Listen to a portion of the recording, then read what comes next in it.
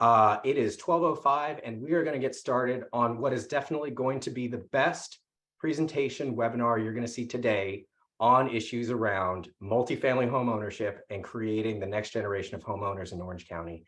My name is Adam Briones. I'm CEO of California Community Builders, and I am so excited today because not only are we doing one of our first webinars as an organization this year, but we have for the first time a co-host with us today, the People for Housing Orange County, and specifically their executive director Elizabeth Hansberg. And before we bring them up, I just want to say, how excited we are just to talk about this subject. California Community Builders is an organization that exists to close the racial wealth gap, primarily through housing and home ownership. And day in, day out, we think about issues of who gets to build the housing. Do we have enough housing? Do communities of color have access to mortgages and capital that they need to buy the housing? And at the end of the day, we know that not only do we need good policy work at the state level, which is primarily where CCB focuses, we also need partners at the local level doing amazing work. And when we think about amazing work being done at the local level, first people that come to mind are People for Housing Orange County. And so we were so excited that our friends Elizabeth and Ryan are going to join us today to talk about their work and some of the issues around what's going on in Orange County. So without further ado, producer Savannah, if you could bring up Elizabeth to tell us a little bit about People for Housing Orange County. Hi, good morning, everyone. Thank you for having me. My name is Elizabeth Hansberg, and I'm the co-founder and director of People for Housing Orange County. We are the Yes in My Backyard organization, or the YIMBY group for Orange County. We work on production issues around affordable housing, attainable housing, workforce housing. We know that the housing shortage has caused an affordability crisis that really impacts low-income communities of color. And so in order to end that shortage, we need to build more housing. So that's our piece in this bigger fight. And I'm really excited to be able to invite my board chair, Ryan A., to speak on this panel today. And just thank you, everyone, for tuning in. And I'll hand it back to you, Adam.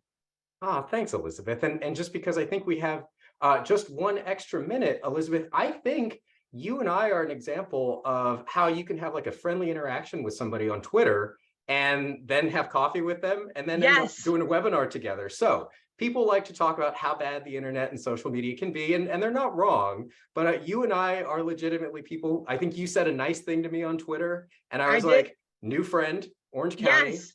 Yeah. No, and and from where we sit, I'm always a little leery of like the Bay Area, because the Bay Area crazies. And I was like, oh wait, he sounds normal. I can be his friend.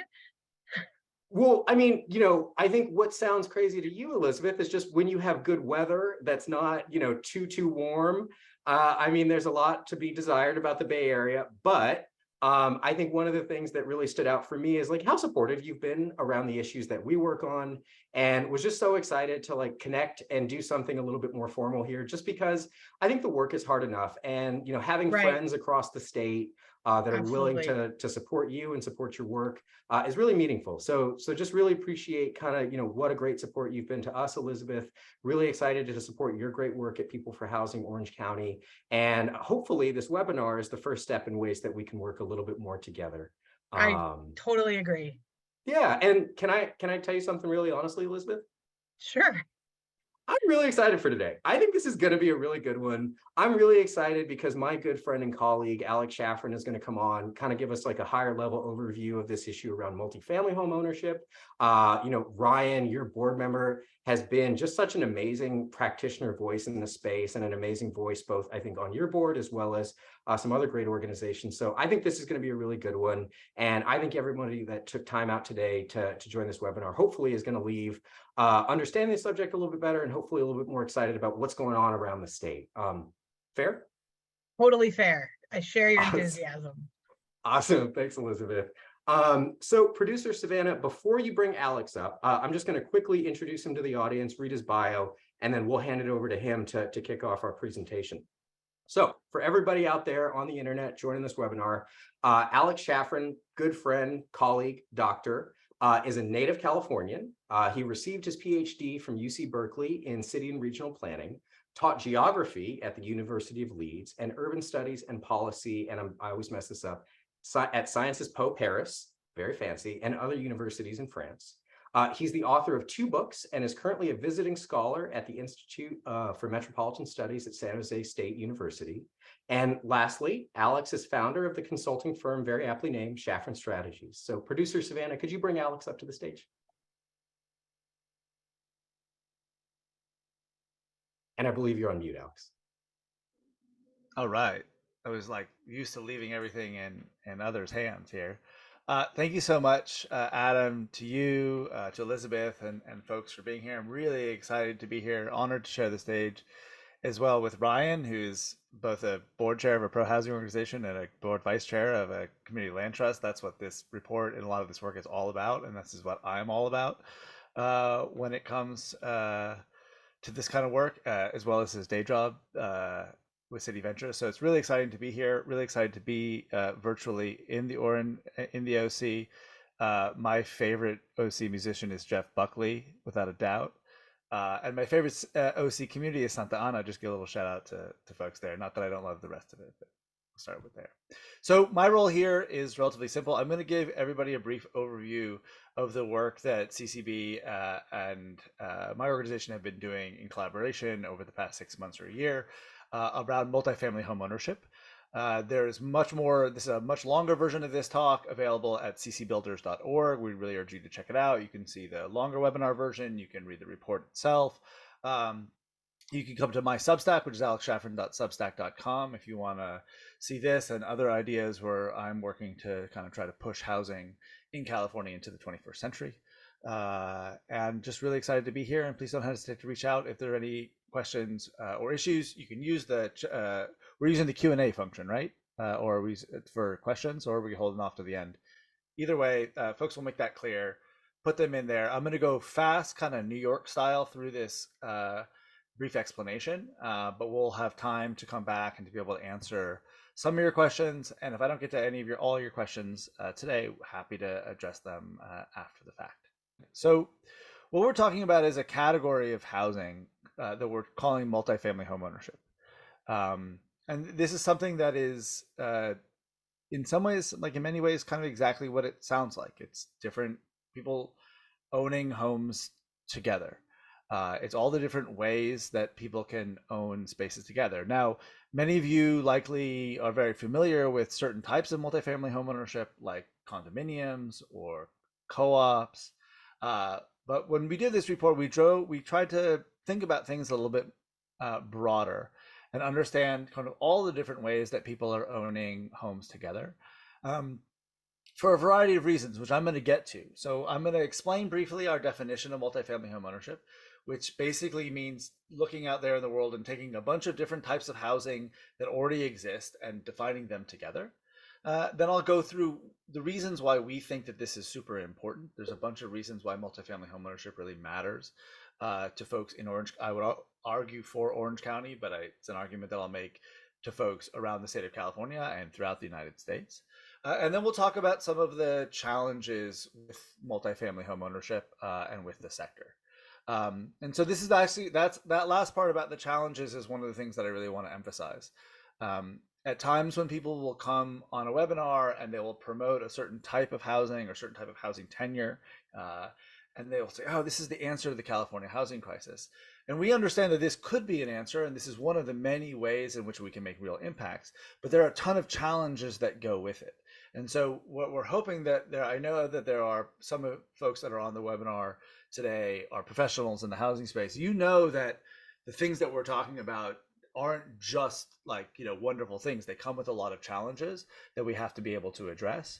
And that's the kind of vibe that we're trying to bring in this report. This is a really good thing that could be really useful for reducing the racial wealth gap and many of our other housing goals like housing infill and increased housing, but they come with some challenges. Okay, so here we go.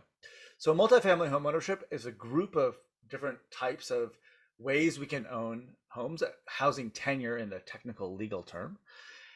And it's something that is defined not by the property itself, but by who owns the property. So a single family home that is owned by multiple families, what we call multiple families or multiple different households, can be considered and should be considered to be multifamily homeownership. So that's the most important basic definition. Next slide, please.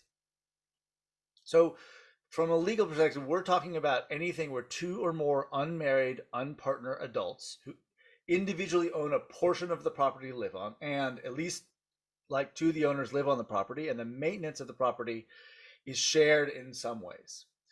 What this definition means is, it separates out married couples, because when you're married together, you have certain abilities to borrow money, for instance, and get a mortgage that are just very different than if you weren't married. We're trying to make a situation where if there are outside investors who own a piece, but they're not anywhere near the property and they don't really live there, not trying to incorporate them. And we're not trying to incorporate planned unit developments, which is basically are single family homes surrounded maybe by a golf course and a pool, and where you have all these shared amenities. You have a homeowners association, but there's nothing really else about the maintenance of your actual property that is shared. So if you take that out, what it leaves you with is, next slide, basically three different categories and big groups of multifamily homeownership. You've got your market rate category. These are your condominiums. If it's California, it may also be what are called tenancy in common, which is a type of housing tenure really common in San Francisco that has been spreading around California a little bit more. You've got co-ops, which if there are any ex-New Yorkers on the list or folks from the East Coast and older East Coast cities, these are more common.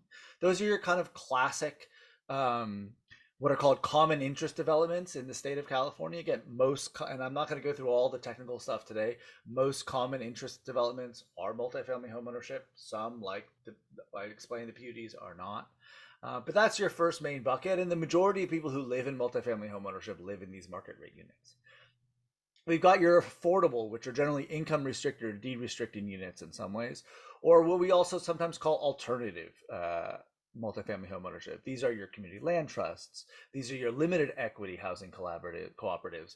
This could be co-housing. There's a bunch of different tenures. There are below market rate condominiums. There's a bunch of different ways in which people own their homes in multifamily buildings, but that have some sort of either kind of intentional alternative aspect to them or some sort of deed restriction, and at times which comes with some sort of subsidy.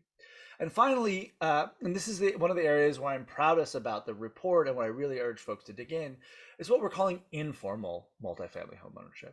So think about a large intergenerational family that share a house that maybe the eldest member of the family owns, and then they pass away, and then, or they don't pass away, and again, everybody's living in the children of that elder have essentially informally a stake in that house. We have multiple generations living together. Think about friends that own, or colleagues or different people that own houses together, which actually does happen more than we think, but in a very unsupported way. I've owned a home with a colleague of mine because it just made sense for us in our lives at that time. There's a lot of this type of homeownership in the United States, or so we think. But because we've never paid attention to this, and we've never studied it, and we've never considered this to be an important thing to look at in homeownership, we don't understand it. But the way that people are living, and the way that, especially with high housing prices, the way that people have to live in the United States often falls in this informal category, and it's something we need to appreciate a little bit more. So those are the three big buckets. And again, if you want to kind of get into the details about each of the three categories more, please go to the report. Again, there's a lot more about the definition. All of that is in there. We welcome any questions, pushback, feedback, etc., either in this panel or elsewhere. Next slide, please. So yeah, here are oh, sorry, I didn't realize. So we can just skip through this slide as well. This is the basic explanation of the basic categories, which I went through earlier. So let's go one more slide. Okay, so here we are. You have this big bucket. Again, these are all ways, everything that is on this list, all the types of multifamily homeownership are things that already exist. And that's actually one of the really important things. Our argument is partly, in number one, that one of the reasons why this matters is that this is how people are actually already living.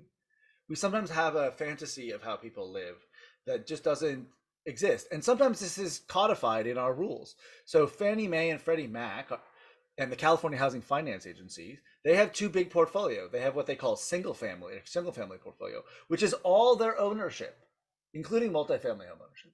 And then they have what's called multifamily, which is all of their rental, including potentially single family homes that are rented. We just have this tendency to see things as multifamily rentals and single family home ownership. And that's just not the reality in America, and nor should it be. So the second reason why, so we should pay attention to this because it's everywhere. We should pay attention to it because it's particularly more prevalent in BIPOC communities. We go through a little bit about in the report about why this might be the case, but we actually don't know that much about it because of number three. This is just not an area that policy or research, whether it's academia or advocates, this is not something that most housers have been paying attention to for most of the last 50 years. And it's something we really do need to pay attention to. And we need to learn more about it so that, again, if we're going to make some changes, if we're going to make some interventions, we're making the right ones. There's all kinds of ways that it can help people impacted by the housing crisis. Overall, multifamily homeownership is cheaper to buy. It's easier for us to create more opportunities. That dovetails with the fifth reason, which is that this is a huge opportunity for us to do infill and to do infill housing right. If we want to create more homeownership opportunities, we can't continue to do it by sprawling single family homes out into the to the desert or into deep suburbia. This is ways that we can make infill housing and the American dream of home ownership compatible. It's also a key pathway for community ownership. If you're looking for community land trusts, if you're looking for different ways of owning, if you believe in all of the alternative and affordable, again, it's really compatible. And I think this is one of the things that's particularly important is that community ownership visions like land trusts and you individually owning your unit, these are really compatible visions if we start to see things like in this broader multifamily home ownership category. When you add the importance to infill and the importance to community ownership, what you get is, I hope, something that can be really a unifier in California's at times very divisive housing politics, not just in Twitter, but in other places. Right? A lot of the things that a lot of the really passionate advocates of California want are compatible with each other. They're not opposites, and many of them can be found in multifamily home ownership. And it's a big tent coalition kind of vision that I think can bring people together. And again, the other reason that we need to pay attention to it is that even though these units are less expensive, they're not as affordable as they could be. And by bringing this concerted attention, by bringing some focus on it, we can bring those prices down, I think, even further. So that's the broad overview. Again, if you go to the main report, you can see longer explanations and more data behind why we think these things are important.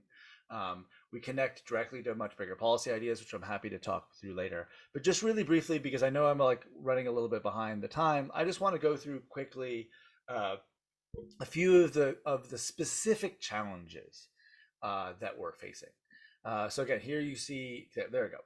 So in the market rate area, it's very hard right now to build new condominiums. If you see a lot of new buildings going up, chances are they're rental buildings, and a big chunk, there's a wide variety of reasons for it. But a couple of the key challenges is that, one, we have liability laws around construction defects that make it really dangerous for developers, essentially really disincentivize developers from selling their buildings before the 10 years are up. At least to individual homeowners. It's one thing to sort of sell the building to a single investor who, right, as opposed to selling yourself to all the different homeowners, you open yourself up to a whole slew of lawsuits. And there's a big reform effort that folks are trying to build to change that and just sort of re-incentivize developers to condoize their buildings. Second is that from the demand side, you just face more hurdles and more difficult situation if you're trying to get a mortgage to buy a condominium unit or other multifamily home ownership units compared to a single family home. Again, anything that varies from the norm of, to a married couple with very high paying jobs borrowing money to buy a single family home becomes more expensive, and we need to be able to change that. So that's in the market rate category. Next slide, please. In the affordable category, some of our state funding programs don't universally support this type of MHO, and there isn't really like a consistent source of funding to be able to be able to do this type of work and to be able to build these type of units. Similar in some ways, which is not on the slide, to the market rate side, it's also a challenge to borrow money as a consumer to be able to buy one of these units, again, because it just doesn't seem to fit the norm that many lenders want to see. Next slide, please. And finally, in the informal side, for instance, let's say you do want to be able to do one of the common types of informal, which is just you and a couple friends or another couple, some sort of your cousin, your parents want to buy a unit together and live in separate units. There's just not a lot of housing stock to be able to buy. You're often in a situation where you may end up having to evict somebody, which most of us do not want have anything to do it. Even with all the new ADUs that are being built, we can't actually sell those ADUs in California separately unless you're a nonprofit organization. And so that also becomes a challenge. We've put all sorts of barriers, and there's all sorts of barriers that are in place around informal, but it's also just lack of opportunities. It's not as much that there's a boulder in the middle of the road, there's just no road. And that's, I think, one of the key themes here. In some ways, it's not just a question of barriers, but it's that we've not actually even built the pathways to be able to make these things possible. So that's my quick and dirty and hopefully not too delayed overview of what multifamily homeownership is, why it matters, and what some of the challenges are. Thank you all for having me, and I'm excited to stay for the discussion and to hear what Ryan and everybody else has to say.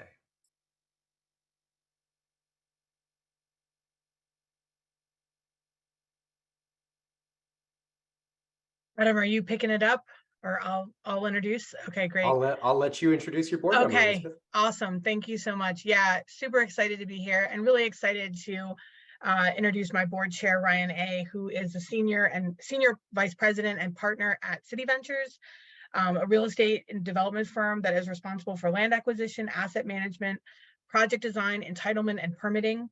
For nearly 20 years, Ryan's efforts have led to the development of over 2,500 homes in Southern California's supply-constrained coastal infill markets. He's a graduate of USC's Sol Price School for Public Policy with a Bachelor of Science in Planning and Development, and currently serves as a board member for my organization, People for Housing, as well as for the Irvine Community Land Trust. And it's really exciting for me to be able to say that he is my board chair, someone so accomplished and who shares my passion to want to create home ownership opportunities for the next generation. So thank you so much for joining us, Ryan. Take it away. Thanks, Elizabeth, and thanks, Adam and Alex. Really excited to participate in this conversation. I subscribe to Adam's newsletter, and I actually read the report that he worked on with Alex before even being invited to participate in this, and was just really excited to see more focus on home ownership. And so my job today is to kind of ground it a little bit more in Orange County. And so within that multifamily home ownership kind of broader topic, I'm going to kind of hone into what I call single family attached townhomes. And I'm going to hit on market rate and some mixed income, and then talk about an affordable, 100% affordable project that was done within a community land trust model. So next slide. Elizabeth kind of gave my bio, but just a little bit more about me. I'm a Midwest transplant. I've lived in California for 20 plus years, but I came to California to study urban planning and development at USC. I came sight unseen and with a real beginner's mind, and as a practitioner for the last 20 years, it's just really I love just the change and the impact that we have on the built environment, and making space for families and creating new neighborhoods is just really it's a great profession, and really enjoyed the impact that I've been able to have on the community.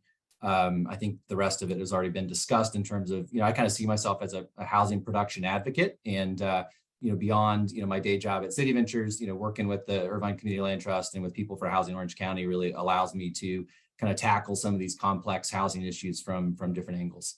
Next slide. So the firm that I'm with is City Ventures. We were founded in 2009. I came in 2010. So I've been with the firm for about 13 years now. And all we do is focus on these infill markets. And in California, it's the coastal counties. Down in our Irvine office, we focus on all of Southern California. And then we have a group in the Bay Area as well. We're a fully integrated developer builder. We're working, to develop, concepts. It's a lot of land use change, taking older commercial properties and converting them to residential. And then we're the builder as well.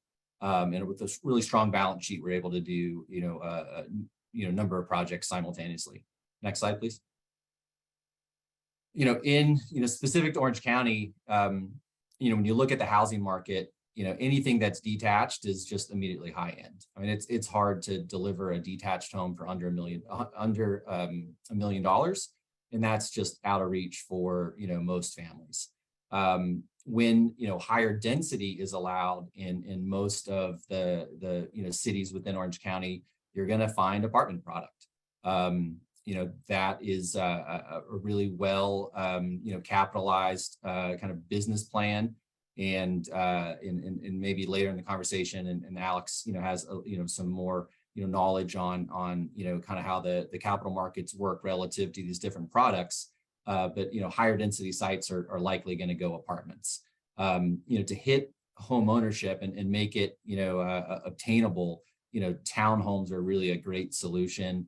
I call it more of a medium density solution, plus or minus 20 units per acre. And for those that aren't as familiar with this product type, it's pretty simple. It's, garage on the ground floor. It's an ACRAID product. There's some living space on that ground floor. It could be a bedroom, could be an office.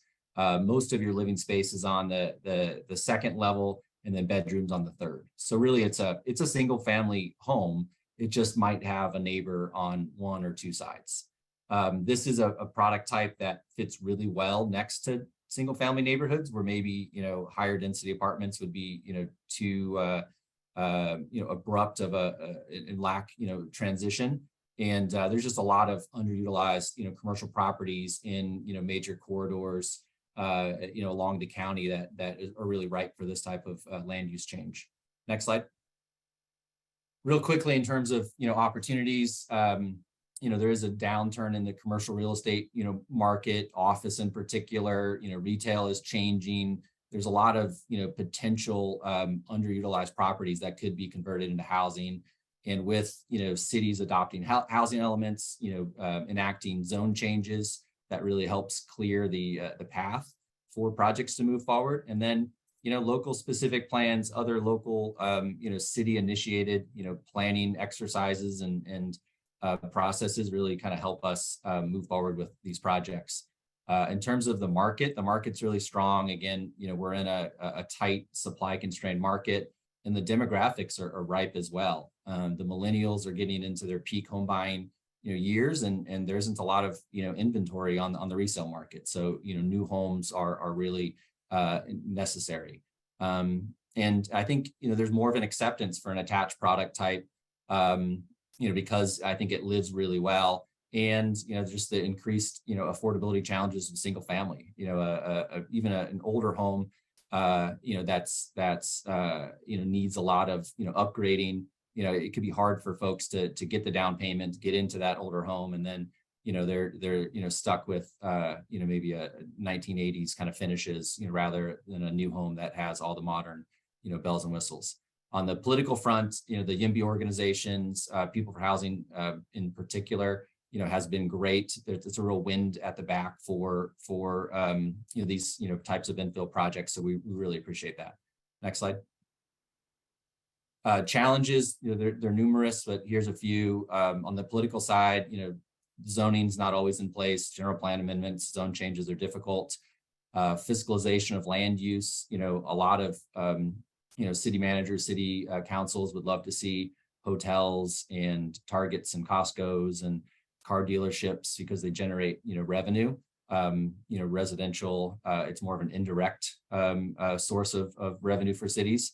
And then, NIMBYs just, are always popping up, when projects are going before planning commissions and city councils. On the fiscal side, lots of challenges as well. A lot of these older sites need, remediation from environmental contamination. Impact fees are going up.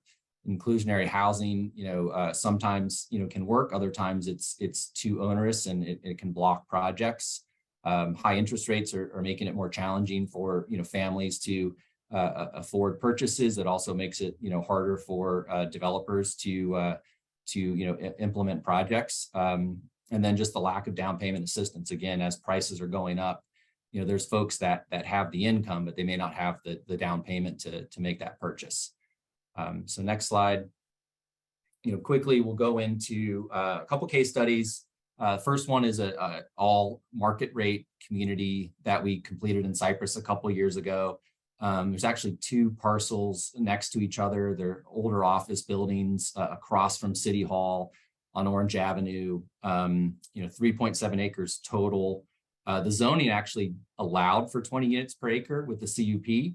In our original plan, we had 66 three-story townhomes, so 17 units per acre, a little bit below the allowable density.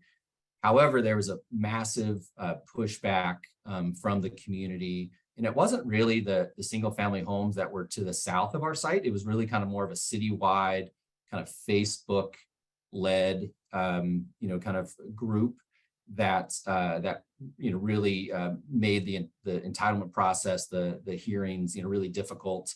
And as a response, we really had to redesign the project. We brought down the density, brought down the height, and so the redesign project was 52 two-story townhomes down to 14 units per acre. And so we decreased the community by 14 homes. That's over 20%. And I mean, the outcome was, larger, homes that were more expensive. So I think there was a missed opportunity to hit, kind of a more obtainable price point. This site was entitled in 2016, closed out in 2018. And, in early 2018, at our grand opening, our ribbon cutting, one of the council members that actually was a dissenting vote, voted against the project, pulled me aside and apologized and said, "Hey, this is a beautiful community. I really wish I had, had a little bit more vision on what was possible here." And so we got the votes, and we didn't necessarily need the unanimous decision, but we love to build consensus around these good ideas, and it was nice to hear that council member really enjoying the project after the fact. And so the next slide is a picture of our community in Cypress, Oxford Row. A mix of just different floor plans, 2 to 4 bedrooms, all 2-story townhomes. The next case study is in Santa Ana. This is a site, 2-acre site on Harbor Boulevard, so south of the 22, north of the 405. Underutilized property, had some auto repair uses kind of along the frontage. And what really unlocked the development opportunity here is that the city enacted a specific plan, the Harbor Boulevard specific plan, that allowed for medium density townhomes. All we needed was a design review and approval of the tentative map, so there weren't any discretionary approvals. It made for a really smooth entitlement process. This community is 38 3-story townhomes, so 19 units per acre. And the city had an ordinance that required affordable housing. It's called their city's housing opportunity ordinance. And so at the time that we moved forward with our community, it was a 15% requirement. So with this community, 15% of the homes were at the moderate income level, and the other 85% were at market rate. So the next slide, you'll get to see what the finished product looked like.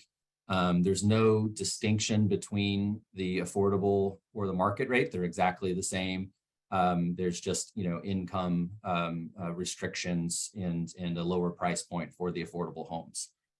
The last case study that I'm going to show you is actually not a City Ventures project, but it's Irvine Community Land Trust.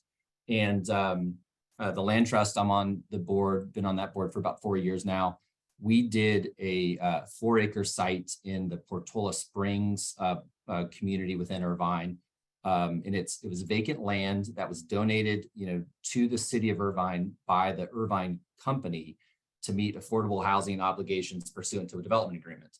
And so within On this site, we designed a community that was 68 2 and 3 story townhomes, so 17 units per acre, similar densities to the communities that I showed you in Cypress and Santa Ana.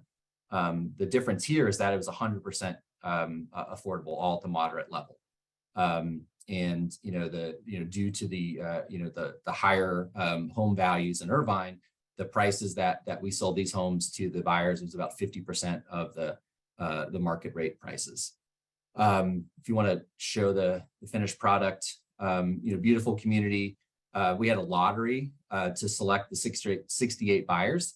There were over 6,000 registered folks, households that wanted to buy the 68 homes. So nearly 100 times the actual, supply that we were delivering to the market was the demand. This was entitled in 2020, closed out, last year in 2022. We had to put about a $6 million subsidy into the community.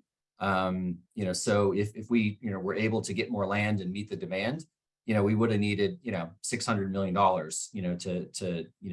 to help, 6,000 families. So, I think there's ways to, maybe kind of re-engineer some of these types of communities to lower the subsidies and deliver, these communities with kind of a different approach. So maybe we can get into that later as well. But that's the conclusion of my remarks, and just look forward to any of the questions.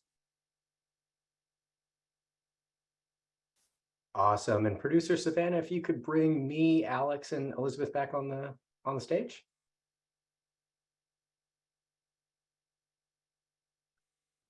Okay, well, thank you for that, Ryan. That was really cool. And I think what was really neat about that is obviously Alex did a fantastic job of kind of laying out the entirety of the ecosystem around multifamily home ownership. And then you kind of like bringing it down to what's really happening out in Orange County. And I think some of the great work you all are doing, like what you all built for the Irvine Community Land Trust, I would move there in a second. And I would be very proud to have any family member of mine move there. And so I just think that really shows the power of, when you just allow kind of what the community wants in terms of density and housing product, like people will happily take you up on it. And so I know now we both have some questions that the group of us were interested in talking about. And then we've also gotten some great questions from the Q&A section. So perhaps if we could do just a little bit of change up from the agenda, maybe we could just answer some of the audience Q&A first. And one great question that came in fairly early in the presentation that I think you've done a good job, Ryan, talking about, but maybe if there's any other thoughts, is there a good example of a city or a suburb that has successfully executed some of these MHO strategies and can be seen as a fair comparison to see the greater benefit? Apparently we got a big supporter, but just wants a little bit more context. So any other communities you want to shout out that you think are doing a good job around these issues? Yeah, I mean, I think there's a lot of, great communities in Orange County that have facilitated, this type of, multifamily homeownership, single family attached. Anaheim in particular has been a community that, throughout the last couple decades has seen a lot of supply and the medium density, townhomes. I've worked on numerous communities in Buena Park, another really good city, and they approved a project earlier this month. That was the redevelopment of the old Sears building. It included real significant townhome community. So those are two, Brea, Santa Ana. There's a lot of cities, Irvine, that has really championed, attached for sale housing. So what I'm hearing is perhaps if anybody in the audience runs into a housing, a public sector housing person over in Anaheim, Buena Park, those cities you mentioned, maybe just give them a big old hug, like, say thanks for your hard work and thanks for doing it right. We always do. Absolutely. And then I think Alex, did you want to throw in? If I could just sort of weigh in just quickly on this, I think it's a really, really great question. And so the answer, I think, I think there are a lot of communities that have done pieces of this that are within the purview of local control. So, for instance, zoning reform in this case is a major benefit to homeownership if we can build the physical structure that would enable multifamily homeownership. That'd be important. There are other communities that have taken steps forward around using some of their their affordable housing trust fund monies in this way, right? You have a choice of what to do for, and the fact that they're choosing community land trusts or choosing ways in which lower income people could have a share of equity, I think is really, really important. But in some ways, it's a challenge. Some of it is that some of the changes are not things that locals necessarily can do. It's got to be things that come from higher levels of government, or from the mortgage lending industry, or from the construction industry, or from the legal industry, or various other places. And in just general, since it's not been on folks' radar, it's not a requirement. So I would love to hear if there are any cases that you see out there of folks that are in their housing elements, for instance, really calling attention to home ownership in really innovative and exciting ways. Let us know, because we're looking for those sort of home ownership allies in local government that are willing to do this. But at this point, it's not a requirement in your housing element that you do pay attention to this. It's not a part of the state housing plan in any significant way. And this is part of the reasons why Adam and I and others are out here sort of talking about it in this way, is trying to elevate this as a kind of key concern for pro-housing folks, and see if we can bring more communities and more counties and regions and state government folks to the table. Awesome. No, those are great points. Thanks for that, Alex. And certainly Ryan and Elizabeth, please just chime in, as you have points as well. Just kind of running down the list here. This is probably another one for Ryan. Are we seeing more underutilized commercial property into housing in the OC area? I know you gave us one example. Do you feel like this is kind of a broader issue you're seeing in the county? Yeah, I think it's a trend. Earlier in my career, we converted a lot of underutilized industrial that happened to be adjacent to housing. So, again, I kind of come from an urban planning perspective. And so they were natural conversions. We did a lot of housing, converting old industrial at the Metrolink stations to create TOD opportunities. And so I think now the big focus is, some of these, underutilized, commercial corridors, office properties, some of these office, buildings that maybe were struggling pre-pandemic are really hurting now. And so, people are working remote. They're, just not using as much office space. Those are great, candidates for conversion to housing. Generally, those are areas that, can accommodate, a lot of traffic. Office building has a lot of daily trips. So, they're really kind of a down zoning, in terms of intensity. So those are great locations for housing. Thank you. No, that's great. Thank you for that one, Ryan. And then, actually, we got a question around community land trusts and sort of the affordability aspect of it. But Alex, maybe someone that spent a lot of time sort of in and around the CLT space, before we get into the specifics of it, for anyone that has no idea of what a community land trust is, has never heard of a CLT or kind of know that business model, would you be willing to give us like the 30-second overview for the newbies? Sure. Well, Ryan is the board member, but I will do it just really quickly. A community land trust is a model in which a nonprofit community organization owns the land underneath all the buildings. And generally, and there's variations on community land trusts, the residents will own the structures. That separation of land from structure is the key thing that maintains the affordability over time, but there's a lot of variations. And in fact, Irvine Community Land Trust has been really innovative. They're one of the first community land trusts in California to build a condominium on their land trust land. And the other important part is that generally most land trusts operate with the residents all then serve on the board of the community land trust alongside community members. That's what makes it a community land trust, and therefore have say on the future direction of the entire organization. How did I do, Awesome. Ryan? Was that? You nailed it. Thank you. You should come to our new board member orientation meetings. And Leo Goldberg, that was for you.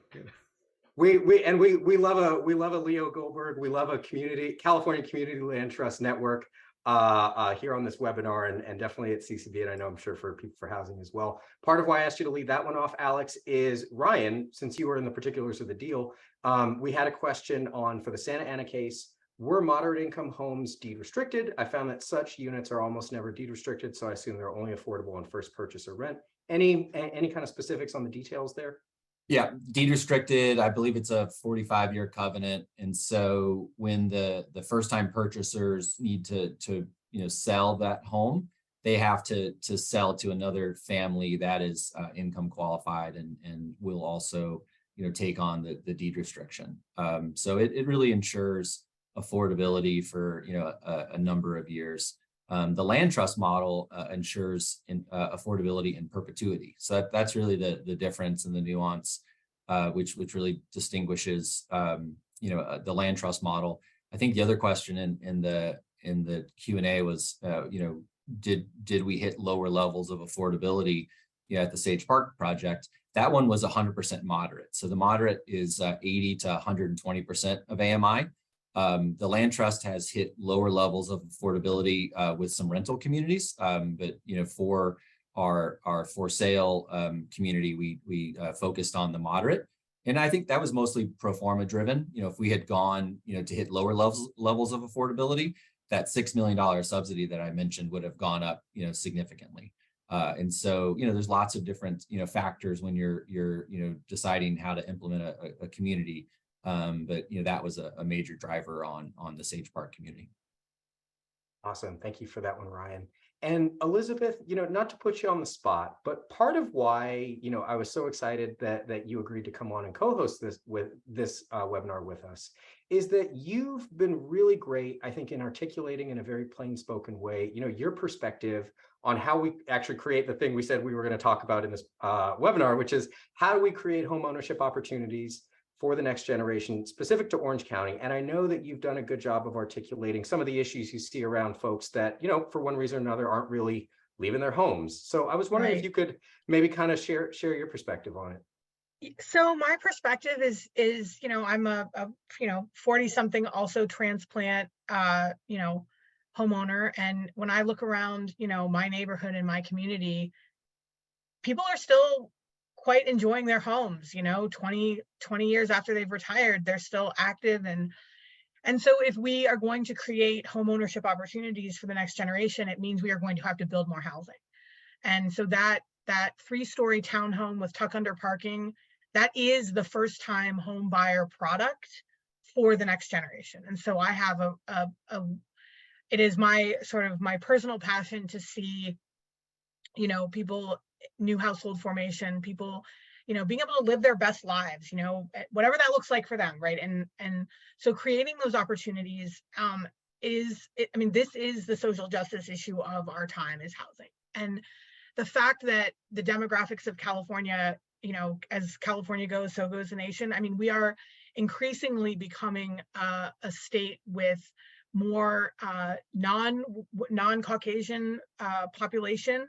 And the fact that a lot of the single family homeowners, in the traditional sort of, 50s and 60s, tract era homes, they are baby boomers, they have paid their homes off, they're not moving. And this next generation is the most diverse generation in history. And we need to create opportunity for them to be homeowners. And so just because of the demographic shift, and because, California has a high immigrant population and many first generation American born children of immigrants, and when you're coming, for a new life in the States, you're not bringing your home equity with you, right? These are families that have come and worked hard, and their kids are the first generation to be, in the position to make it. And we have to create that opportunity for them to have a place to go for their stake in the American dream. And so I, without wanting to take away anybody else's opportunity to use and enjoy their home and that they've enjoyed in the 70s, 80s, 90s, it is time. It is time to welcome this 3-story townhome with tuck under parking so that we have a place for families for the next, generation of immigrants and their children. Dang, Elizabeth, that was really good. I should have asked that last. That would have been a great one to close out on. This is my personal passion, is to make room. We can make room. We have so much underutilized commercial property. It used to be industrial, and now with the logistics industry and marijuana, industrial is valuable again. So no one's selling that. But we have a ton of underutilized commercial, and there's just so much opportunity. And so one of the reasons I wanted to do this webinar was to draw attention to the fact that, it's not, we're not going to get the next generation the opportunity to be homeowners by waiting for current homeowners to sell. And that's certainly true with the way interest rates are right now. I mean, so we have to build more. So that's where my passion for the production comes from, is that we are literally creating home ownership opportunity when we are building homes. 100%. And, Alex, I know you have spent a lot of time abroad. You spent a lot of time thinking about interesting models abroad. Like, what's going on outside the United States that perhaps we should be thinking about as Californians? Lots of things. Let's do a whole other. Can I propose that we do a whole other webinar on like learning from abroad? One of the Of things I'm course. most excited about being a California houser right now is I've never seen California housers more excited and more open to the fact that like other places have lots of things to teach us. We're better at a lot of things, including sometimes music, but we're not as good at housing as the rest of the world. And we just can learn from them. And I hope we can embrace that. And we've done a lot of other things really great, and this is just one thing where we've been really struggling. Um, I think in particular, again, is this willingness to make it, kind of everything a condominium. Everything is essentially a condominium, and I think you can. It even allows you to create a lot of mixed tenure buildings, and so you'll get condo in in France, you'll get situations where the entire building is some form of condominium, and the way inclusionary is done through that, and then many of those inclusionary units are actually rented to people, so they're owned by housing associations and nonprofit organizations, community organizations who then rent it. It's a way you can do supportive housing for folks who need that little bit of extra support. You can provide those services in that way. So you just get that flexibility. And again, there's a lot of, in places like Vienna, which everybody is studying right now, a lot of the social housing programs are co-ops and sort of there are these limited profit housing co-ops that have ways that people own housing. It's particularly important. But the other thing about it is that there's just lots of things, lots of pathways that in many ways we kind of used to have. I mean, condominiums, I'm living in a single family home that we purchased in part because my wife owned a condominium and was able to build up equity when she was a single woman, and that was the down payment on the house that we built. I'm not a huge fan of the idea of the property ladder, only because it implies that you have to go that way. My wife would have been quite happy staying in her condo had she not met me, and I'm the one who wants a garden, and I'm the one who's going to put more housing in the backyard and turn it into a multifamily property. But there's just we used to have a system that had a lot more diversity in it, and we've made that diversity hard. At the same time, our population has gotten a lot more diverse, and so we just need to provide housing in a way that the humans in California want to live, which is a lot of different ways. And I think this multifamily homeownership version allows that, including all kinds of interesting versions of home ownership. And when you own again, you don't have full equity, but you have some of that control, you have some of that pride of place, you have some of the personalization and that ability, and you don't have a landlord that you don't necessarily, if that's not what you want. And so there's just a lot here, and it's really exciting to hear Elizabeth talk about this and to see all the different ways that Ryan is working to build this and the things that are possible in the OC. That was great. Thanks, Alex. Since we're about at time, I'm gonna count that as your really eloquent closing statement. And so maybe we'll just go around the table. Ryan, any closing thoughts that you want the folks on this webinar to take away today? I really enjoyed the conversation. I think there should be more emphasis on talking about home ownership and challenges in producing this type of housing. I really appreciate the cities that have taken a leadership role and not just following some of these owner estate laws, but really creating their own vision for how to grow appropriately and produce this type of housing. And I just would wish that there's more discussion on how do you fund down payment assistance. How do we really reignite some of these first time homebuyer programs. I know there are some cities that are looking at that, and there's some state programs. There was the California Dream for All program, so I just really encourage smart people to really think about that topic and see if we can come up with some greater solutions. Well, I think that's fantastic, Ryan. And I think there's a lot of different topics that came out of this discussion that could be future webinars. Hopefully, you and Elizabeth and Alex will show up for future ones as well. I'll hand it over to my co-pilot on this one. Elizabeth, any closing thoughts you want to leave everybody with? Yeah, just if you're in Orange County, if you are an Orange County person who lives here or works and lives here, support the next townhome development that comes to your city. If you have questions, you're welcome. It's elizabeth@peopleforhousing.org. We're on the web also at peopleforhousing.org. This is the fight of our generation, is to make room for the next generation, and for people who, you know, don't necessarily look like me, and for their children and the families that will come after them. And so if you're enjoying your home, if you've had the privilege of buying when prices were more in line with wages, support the next townhome development, support the next housing development that comes to your city, because it's going to take all of us leaning in to lend support for our leaders to make those decisions in the face of people who think that cities shouldn't grow anymore and that they should just stay the way they are. But we all know that that's not true, and that's why we're here. Couldn't have said it better, so I won't say it. Thank you, Elizabeth. Thank you, Ryan. Thank you, Alex. Everybody, thank you for joining us today. And you'll get a recording should you want to review all the cool stuff that we talked about. Have a wonderful day, everybody. And thank you, producer Savannah. Bye, everybody. Thank you.